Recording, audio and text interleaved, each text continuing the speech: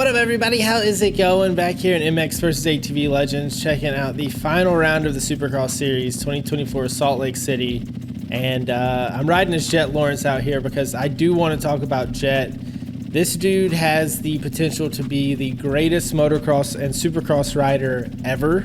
And I'm not saying that he's going to be, but I do want to talk to you guys about it, kind of let you guys know what I think. And I want to hear what you guys think in the comments about this. So I figured I would do some laps out here at Salt Lake, try and put down a decent hot lap, see if I can get into the low 50s, upper 40s. That's really my goal for this video. And talk a little bit about Jett, just kind of see what you guys think about this dude's future, because I think his future is as bright as anyone has ever been at 20 years old.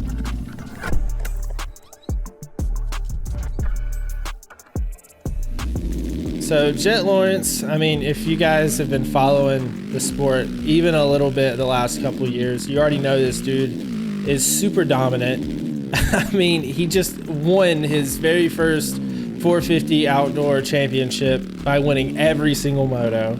He's already won 8 Supercross main events this year. If he wins in Salt Lake, which is very likely with Tomac and Webb sitting out, that'll be 9 on the year. He's only 20 years old. I mean, the sky is the limit for this dude. His technique is unreal. It looks like he's not even trying out there, and he's just walking away from everybody. I don't even see anybody coming up from the 250 class to challenge him in the next couple of years. You could say possibly Deegan, but Deegan's not coming up to 450s, I don't think, at least for... he'll be on 250s next year. Maybe 2026, Deegan will move up to 450s, but rookie 450 years usually aren't the best. Jett is like a crazy exception. It even took Carmichael a couple years to get going. So I really don't see anyone posing a threat to Jett in the next couple of years. I don't think Sexton's going to do it. Webb is on the downslope of his career. Eli Tomac is almost out. So I really don't see anybody coming up from the 250 class to challenge Jett here in the next couple of years. So Jett could really get a head start on these records. I mean, he already does have a head start on the records, I would say, but he could get even further ahead and get closer to a lot of these records in the next couple of years with fairly easy competition for him. It's going to be really interesting to see where Jett ends up in his career, because I mean, by the end of this thing, he could be the winningest Supercross and motocross rider of all time. He could dethrone McGrath and Carmichael, which would be insane. So I just wanted to touch on that real quick, because Supercross is coming to an end. Motocross is starting up. It looks like Tomac is going to be sitting out the very beginning of motocross. So nobody was a threat to Jett last year. Ferrandis wasn't a threat. Sexton wasn't a threat. I mean, no one was a threat. Jett won the entire thing. He didn't lose a moto. So I'm going to be real interested to see what happens in outdoors and really just throughout the rest of Jett's career, because like I'm saying, I don't see anyone challenging him in the next couple of years, at least right now. Things can change, but right now it seems like Jett has a pretty strong grip on the entire field. So I just want to know what you guys think in the comments. I'm going to keep doing some hot laps out here. Again, I want to try and get down into the lower 50s, upper 40s. That would be cool. So like anywhere from like the 49 to 51 range, which I think I can do on this track if I can at least do a clean lap. The track's not too bad. It has one long rhythm section, but other than that, it's pretty straightforward. All right, let's see here. I normally do best if I just do lap after lap instead of trying to just do individual laps, because a lot of times I'll crash and then I'll just restart the lap. That was super slow in that corner, and I shifted to first. The classic first shift. Let's see if I can get this rhythm. I don't know if it's best to go inside or outside. I think outside's probably quicker. That was pretty slow right there. Then you have this wall over the over-under bridge right there, which you really got to slow down for that. I'm not really good at pushing through those really steep jumps. The whoops are a bit tricky too, because you do have this little single before them. So trying to get on top of them, I struggle with. Still in the mid-50s on that lap.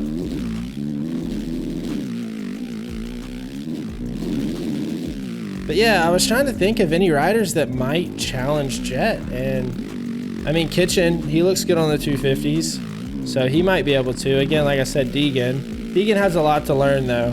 I mean, he's still inconsistent in the 250s. So that's not a good line there. So when he steps up to 450s, it'll be interesting to see if he's figured out his consistency, and because he's got to figure that out in the 250s before he even thinks about challenging Jett in the 450s, because that is one thing that Jett has. It was a little rough in the beginning, or I should say the middle of the season for Jett, but he's consistent. I mean, like I said earlier, his technique is spot on. He looks super smooth on the bike. So, I mean, Jett's already got a head start. He's already got this stuff figured out his rookie year. I mean, winning outdoors with a perfect season his rookie year in the 450s, and then coming into Supercross, and I mean, pretty much dominating. Cooper Webb, he's been solid for sure, but I mean, to win 8 main events, he probably should have won a couple more as well, especially that one that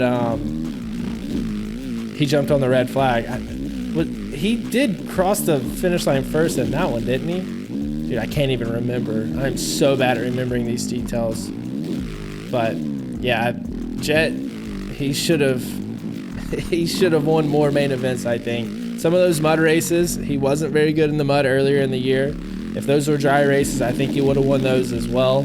So he's definitely been on it all year long, outside of a few races and, you know, the mud. So I think he's the guy to beat for the near future.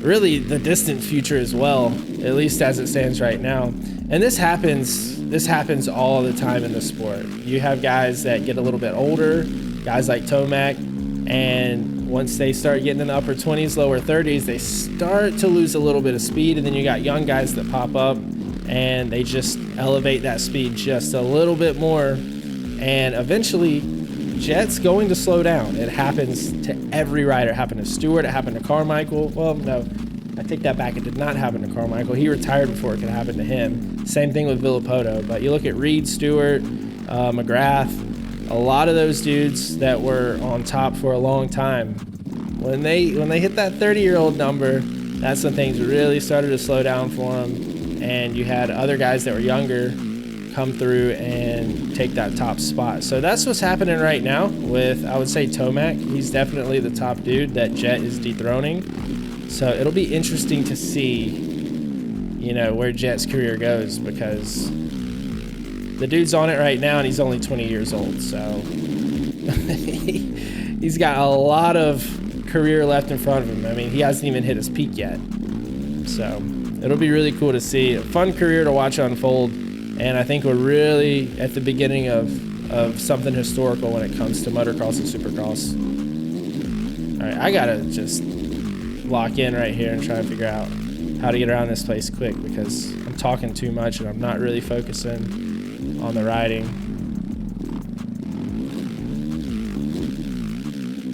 And if you guys are wondering if I'm like a Jett fan or if I have a favorite rider, I don't have a favorite rider. I haven't had a favorite rider really since Stewart. So I'm just a fan of the sport. I'm really excited to see the sport, you know, progress, and Jett is leading that right now. So I guess you could say I am a bit of a Jett fan, but he makes races boring, dude. He honestly makes races boring. So I wish there were some dudes that were mixing it up there with him a little bit more. This lap might be decently quick. I gotta get used to spamming the clutch. That is the one key to this game. You gotta be able to spam that clutch. Oh, whoops, so bad. What kind of lap is this right here? A 54, and I'm off track. Dude, second gear in this game it just revs so much, it doesn't sound right. It trips me out every single time. Because I want to shift up, but I really feel like you can just over rev. Second. Third in the rhythm section here. There we go. That was clean. I'm gonna blow it in the whoops. I know I am. That's how it always goes.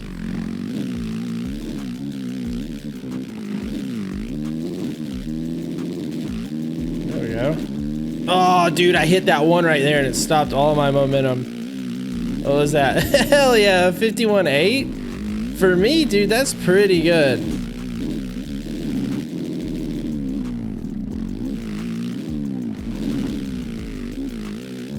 I know I can get sub 50. I know I can do it. I just have to put everything together in a lap.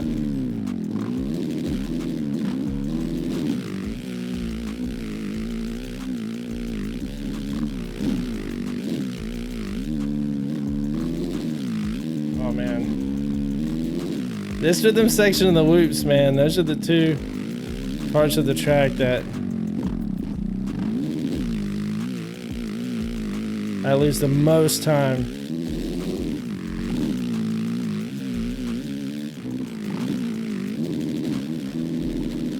See, I cannot get through whoops to save my life.